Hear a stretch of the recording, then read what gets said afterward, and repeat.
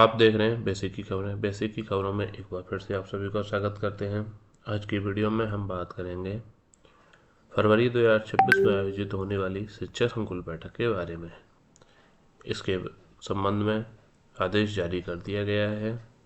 प्रत्येक माह शिक्षा संकुल बैठक का आयोजन किया जाता है। महानिदेशक स्कूल शिक्षा एवं राज्य परियोजना निदेशक कार्यालय लखनऊ द्वारा आदेश जारी किया है। सेवा में जिला शिक्षा एवं प्रशिक्षण संस्थान डाइट के प्राचार्य और समस्त जिलों के बेसिक शिक्षा अधिकारियों के लिए। वैसे माह फरवरी 2026 में आयोजित की जाने वाली शिक्षा संकुल की बैठक के संबंध में आप अवगत हैं कि शासनादेश संख्या 17 मार्च 2020 एवं शासनादेश संख्या दिनांक 23 जून 2020 द्वारा जनपदों में न्याय पंचायत स्तर पर शिक्षा संकुल गठन के आदेश दिए गए हैं। उत्कृष्टता नवाचारी शैक्षिक प्रथाओं को साझा किए जाने, निपुण लक्ष्य की समयबद्ध प्राप्ति हेतु विचार विमर्श करने एवं आगामी रणनीति विकसित किए जाने के दृष्टिगत अकादमिक बिंदुओं पर प्रत्येक माह एजेंडा आधारित शिक्षा संकुल बैठकों के आयोजन के संबंध में सुसंगत निर्देश प्रेषित किए गए हैं। तत्क्रम में माह फरवरी 2026 में 6 शिक्षक संकुल बैठकों का आयोजन निम्नांकित निर्देशों के अनुसार किया जाए। दिनांक 17 फरवरी 2026 को अपराह्न 2:30 बजे से 4 बजे के मध्य संलग्न एजेंडा बिंदुओं के अनुसार शिक्षा संकुल बैठक का आयोजन किया जाए। एजेंडा आधारित शिक्षा संकुल बैठकें प्राथमिक और उच्च प्राथमिक विद्यालयों के शिक्षकों के लिए अलग अलग की जाएंगी। 17 फरवरी को आपका बैठक का आयोजन किया जाएगा 2:30 बजे से 4 बजे तक। प्राथमिक स्तर और उच्च प्राथमिक स्तर के अध्यापकों के लिए अलग अलग किया जाएगा। पहले प्राथमिक स्तर के लिए आयोजित की जाएगी शिक्षा संकुल बैठक, उसके बाद उच्च प्राथमिक स्तर की बैठक से पूर्व शिक्षा संकुल एजेंडाओं का परस्पर विभाजन कर लें, जिससे कि सत्र को प्रभावी रूप से संचालित किया जा सके। संदर्शिका, प्रिंटेड सामग्री, किट्स, तालिका आदि शैक्षिक सामग्री का कक्षा शिक्षण में प्रयोग करने के लिए शिक्षकों को प्रोत्साहित करें। डाइट प्राचार्य, मंडलीय शिक्षा सहायक शिक्षा निदेशक, जिला विशेष शिक्षा अधिकारी, खंड शिक्षा अधिकारी, ARP, इनको कम से कम एक शिक्षा संकुल बैठक में प्रतिभाग करना आवश्यक है। शिक्षा संकुल बैठक कंप्लीट होने के बाद शिक्षा संकुल ऐप द्वारा प्रेरणा ऐप पर दिए गए DCF को भरना भी आवश्यक है।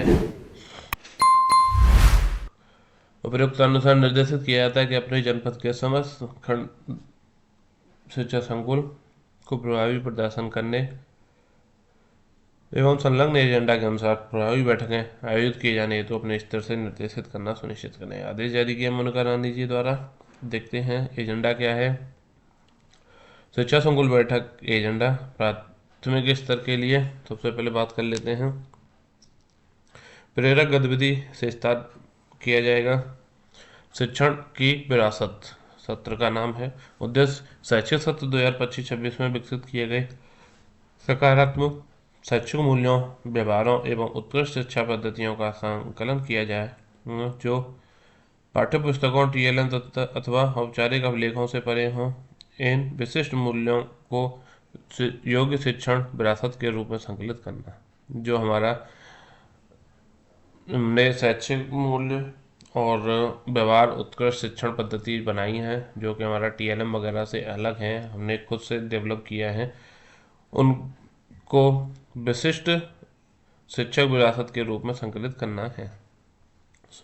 सुगमकर्ता सभी शिक्षकों को स्पष्ट करें कि भौतिक शिक्षण सामग्री जैसे TLM, शिक्षक संदर्शिका, शिक्षक डायरी आदि के विषय में नहीं, अपितु विद्यालय संस्कृति के विषय में विचार करना है, जिसे उन्हें वर्तमान शैक्षिक सत्र के दौरान दृढ़ प्रयासों से विकसित किया है। मूल्य जो बच्चों के व्यवहार में दैनिक रूप से प्रतिफलित होते हैं, जो विशिष्ट शिक्षण पद्धतियों को प्रतिनिधित्व करते हैं, जो किताबों से अलग कक्षाओं एवं विद्यालय प्रांगण की विशिष्ट स्वरूप प्रदान करते हैं। उदाहरण के तौर पर सहयोगात्मक संस्कृति एवं साझे लक्ष्य का निर्धारण, शिक्षकों के उत्कृष्ट कार्यों, नवाचारों की जन समुदाय में प्रशंसा, बैठकों में शिक्षक केवल समस्याएं नहीं अपितु समाधान प्रस्तुत करते हैं तथा विद्यालय विकास की योजना बनाते हैं और सामुदायिक उत्तरदायित्व स्वीकार करते हैं। विद्यालय प्रांगण का स्वच्छ, सुंदर एवं कल्पित वातावरण अभिभावकों एवं समुदाय से सशक्त जुड़ाव, छोटी छोटी सफलताओं को सेलिब्रेट किया जाना। प्रतिक्रिया, इसकी प्रतिक्रिया होगी अध्यापकों द्वारा। प्रत्येक शिक्षक उनके द्वारा विकसित विशिष्ट पद्धतियों मूल्यों को संक्षेप में एक छोटे कार्ड पर लिखेंगे। सभी कार्डों को सामूहिक रूप से एक निर्धारित पात्र में संग्रहित किया जाएगा।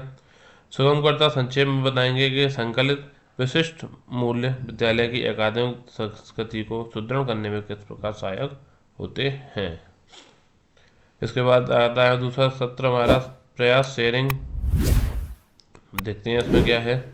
विशेष क्रैश कोर्स उद्देश्य क्या है इसका। जनवरी माह की शिक्षा संकुल में चिन्हित चुनौतीपूर्ण लर्निंग आउटकम्स के सापेक्ष विद्यालय स्तर पर किए गए शिक्षण प्रयासों की समीक्षा करना तथा उन बच्चों की पहचान करना जो निरंतर प्रयासों के बावजूद अपेक्षित अधिगम स्तर प्राप्त नहीं कर पाए हैं। साथ ही ऐसे बच्चों के लिए समयबद्ध, केंद्रित तथा परिणामोन्मुख विशेष क्रैश कोर्स रणनीति का संयुक्त रूप से निर्माण करना है। इसकी प्रक्रिया है। सुगमकर्ता द्वारा गत माह में 2 से 3 चुनौतीपूर्ण लर्निंग आउटकम को बोर्ड चार्ट पर प्रदर्शित किया जाए। सुगमकर्ता चुनौतियों को वर्गीकृत करें, जैसे अभ्यास की कमी, लिखने पढ़ने में कठिनाई, गणितीय संकल्पनाओं में भ्रम। शिक्षकों को छोटे छोटे समूह में विभाजित कर लिया जाए। शिक्षकों के द्वारा चुनौतीपूर्ण लर्निंग आउटकम्स को प्राप्त करने के लिए कौन कौन सी रणनीति अपनाई गई हैं, जैसे कि समूह में कार्य कराना, अतिरिक्त अभ्यास कराना, मौखिक प्रश्न अधिक पूछना, गतिविधि आधारित शिक्षण कार्य कराना। इन सभी चीज़ों में से कौन सा उन्होंने किया है, इसकी पहचान करना। प्रत्येक समूह उपयुक्त बिंदुओं पर आधारित संक्षिप्त क्रैश कोर्स योजना तैयार करें, जैसे गतिविधि आधारित, खेल आधारित, सहपाठी सहयोग, मौखिक अभ्यास आदि। प्रत्येक लर्निंग आउटकम के आकलन हेतु कम से कम एक तरीका निर्धारित करें एवं एक आउटडोर गतिविधि अवश्य प्लान कर लें। प्रत्येक क्रैश कोर्स की मुख्य रणनीति को 2 मिनट में साझा करेंगे और सुगमकर्ता सभी सुझावों से कॉमन प्लान को रेखांकित करेंगे, जिसे सभी शिक्षकों द्वारा अपनाया जा सके। जो सुझाव आए उनसे कॉमन प्लान तैयार किया जाएगा, जिससे कि सभी अध्यापक फॉलो कर सकें, अपना सकें अपने अंदर। अकादमिक प्लानिंग योजना, अकादमिक नियोजन, सत्र वार्षिक उपलब्धियां। इसका उद्देश्य होगा कि 2025-26 सत्र के दौरान किए गए प्रयासों, उपलब्धियों और नवाचारों का सुव्यवस्थित अभिलेखन सुनिश्चित करना है। साथ ही शिक्षक डायरी को पूर्ण एवं अद्यतन करते हुए विद्यालय संकुल स्तर पर अपनाई गई बेस्ट प्रैक्टिस की एक संक्षिप्त, तथ्यपरक एवं उपयोगी रिपोर्ट तैयार करना है। इसका नोट है। सुगमकर्ता स्पष्ट करेंगे कि अभिलेखीकरण औपचारिकता नहीं अपितु शैक्षणिक गुणवत्ता के साक्ष्य, भविष्य की योजना का आधार एवं अच्छे कार्यों के प्रसार का माध्यम है। तो जो भी हम अभिलेखीकरण कर रहे हैं, चाहे डायरी का हो या कुछ भी हो, ये औपचारिकता नहीं है बल्कि ये भविष्य का आधार है, शैक्षिक गुणवत्ता के साक्ष्य हैं, जिससे कि और भी लोग जान सकें कि ये इनका क्या महत्व है। इन सभी के बारे में बताएंगे। इसके अतिरिक्त शिक्षा डायरी के प्रभावी एवं सार्थक उपयोग को भी रेखांकित किया जाएगा। इसकी प्रक्रिया होगी। शिक्षकों से शिक्षक डायरी खोलने का अनुरोध किया जाए। शिक्षक निम्नलिखित बिंदुओं को विशेष रूप से पूर्ण करें, जैसे मासिक, साप्ताहिक शिक्षण योजनाएं अपनाई गई, विशेष शिक्षण रणनीति गतिविधियां, उपचारात्मक सहयोग, सहपाठी सहयोग आदि। एक नमूना प्रविष्टि को बोर्ड चार्ट पर प्रदर्शित कर यह दिखाया जाएगा कि प्रविष्टियां संक्षिप्त, स्पष्ट एवं तथ्यपरक हों।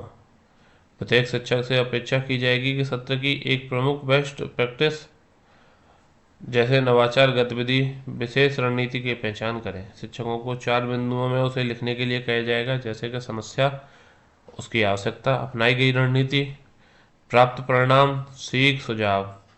सुगमकर्ता द्वारा प्रविष्टियों को संकलित कर संकुल स्तर पर संक्षिप्त प्रैक्टिस रिपोर्ट तैयार की जाएगी। अब है परीक्षा की तैयारी, अभ्यास प्रैक्टिस शीट्स पत्रक। वार्षिक परीक्षा की तैयारी हेतु दक्षता आधारित प्रश्नों को ध्यान में रखते हुए चुनौतीपूर्ण दक्षताओं पर आधारित अभ्यास पत्रकों का निर्धारण करेंगे। क्योंकि अगले माह में वार्षिक परीक्षा होनी है, इसलिए हम चुनौतीपूर्ण प्रश्नों को ध्यान में रखते हुए एक अभ्यास पत्रक तैयार करेंगे, जिससे कि बच्चों को अभी से अभ्यास कराना प्रारंभ कर सकें। प्रत्येक शिक्षक समूह द्वारा कम से कम 2 अभ्यास पत्रक तैयार कर उन्हें अन्य समूहों से सुझाव प्राप्त कर अंतिम रूप दिया जाना है। इसके बाद विभागीय प्राथमिकता सत्र विद्यालय स्तर पर उपलब्ध एवं उपयोग में लाई जा रही श्रेष्ठ शैक्षिक अधिगम सामग्री TLMs की पहचान, सूचीकरण और उनके प्रभावी उपयोग का प्रदर्शन किया जाएगा तथा उत्कृष्ट TLM की सूची 1 सप्ताह के अंदर खंड शिक्षा अधिकारी को उपलब्ध कराई जाएगी। खंड शिक्षा अधिकारी द्वारा संबंधित विद्यालयों संकुलों से प्राप्त संकलित सूची के आधार पर बेस्ट TLMs की संकलित सूची को दिनांक 28 फरवरी तक जिला विशिष्ट शिक्षा अधिकारी कार्यालय को उपलब्ध कराया जाएगा। तत्पश्चात BSA कार्यालय द्वारा जनपद स्तर के बेस्ट TLM की संकलित सूची 10 मार्च 2026 तक राज्य परियोजना कार्यालय को प्रेषित की जाएगी, जिससे राज्य स्तर पर इनके मानकीकरण, प्रसार एवं उपयोगी हेतु आगे तक कार्यवाही की जा सके। शिक्षक अपनी प्रशिक्षण आवश्यकताओं पर विस्तृत चर्चा करेंगे तथा निम्नलिखित बिंदुओं पर विचार विमर्श करेंगे। किस विषय एवं थीम, जिस विषय पर आगामी शैक्षिक सत्र में प्रशिक्षण की आवश्यकता है वो विषय तैयार लिखेंगे। प्रत्येक चिन्हित विषय थीम हेतु अपेक्षित प्रशिक्षण अवधि कि उन्हें इस सब्जेक्ट के लिए इतना 2 दिन 4 दिन कितना समय की प्रशिक्षण कराना है। संबंधित थीम के लिए उपयुक्त सुगमकर्ता कि इस थीम जो हमारा हमें ट्रेनिंग चाहिए वो उसके लिए कौन सुगमकर्ता सही है, उसके बारे में बात करेंगे और प्रशिक्षण के प्रभावी क्रियान्वयन हेतु अन्य महत्वपूर्ण सुझाव देंगे। सभी बिंदुओं का संकलन ARP द्वारा 1 सप्ताह की अवधि में किया जाए तथा संकलित सूची BEO को प्रेषित की जाए। इसके पश्चात ट्रेनिंग नीड्स एनालिसिस का BEO द्वारा समेकन करते हुए 1 सप्ताह के अंदर BSA को प्रेषित की जाए, जिसे 10 मार्च 2026 तक राज्य परियोजना कार्यालय के साथ साथ किया जाएगा। पठन संस्कृति विद्यालयों में NBT तथा CIL मैसूर की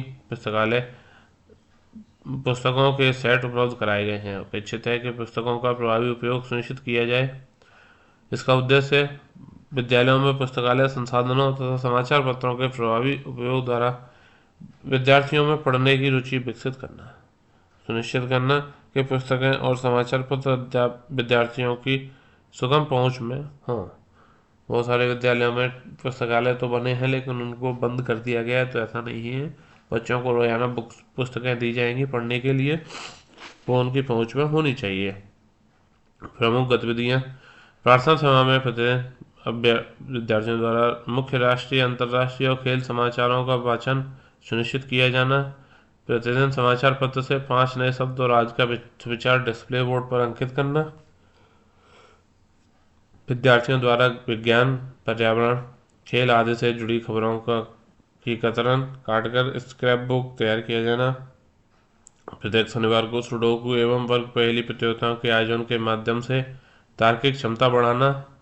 पठन गतिविधियों के दौरान विद्यार्थियों में स्वतंत्र पठन, समूह पठन एवं जोर से पठन को प्रोत्साहित करना। इसके बाद धन्यवाद समेकन एवं धन्यवाद बैठक में जो भी मुख्य बिंदुओं पर चर्चा हुई उनको समेकित करते हुए अगले आगामी माह की कार्य योजना के संबंध में लिए गए निर्णयों का सारांश एवं समेकन प्रस्तुत किया जाए। इसे सभी एक जैसी समझ के साथ पुस्तक से प्रस्थान करेंगे। ये थी हमारी प्राथमिक स्तर की। अब आता है हमारा जूनियर स्तर, उच्च प्राथमिक स्तर। इसमें से बहुत सारे बिंदु हमारे प्राथमिक स्तर के ही समान है, तो हम उन पर बात न करके सिर्फ जो विभिन्न अलग हैं उन्हीं पर बात करते हैं। उसके लिए हम नीचे चलते हैं।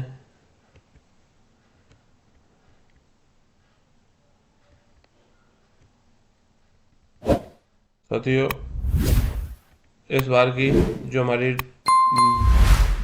शिक्षा संकुल बैठक है उसमें प्राथमिक और उच्च प्राथमिक विद्यालय दोनों के लिए लगभग एक जैसा ही है। तो हम प्राथमिक उच्च प्राथमिक स्तर वाला जो आपका शिक्षा संकुल बैठक का एजेंडा है उसको फिर से पढ़कर वीडियो को ज़्यादा लंबी नहीं करेंगे, क्योंकि जो प्राथमिक दिया गया है सेम वही उच्च प्राथमिक के लिए भी है।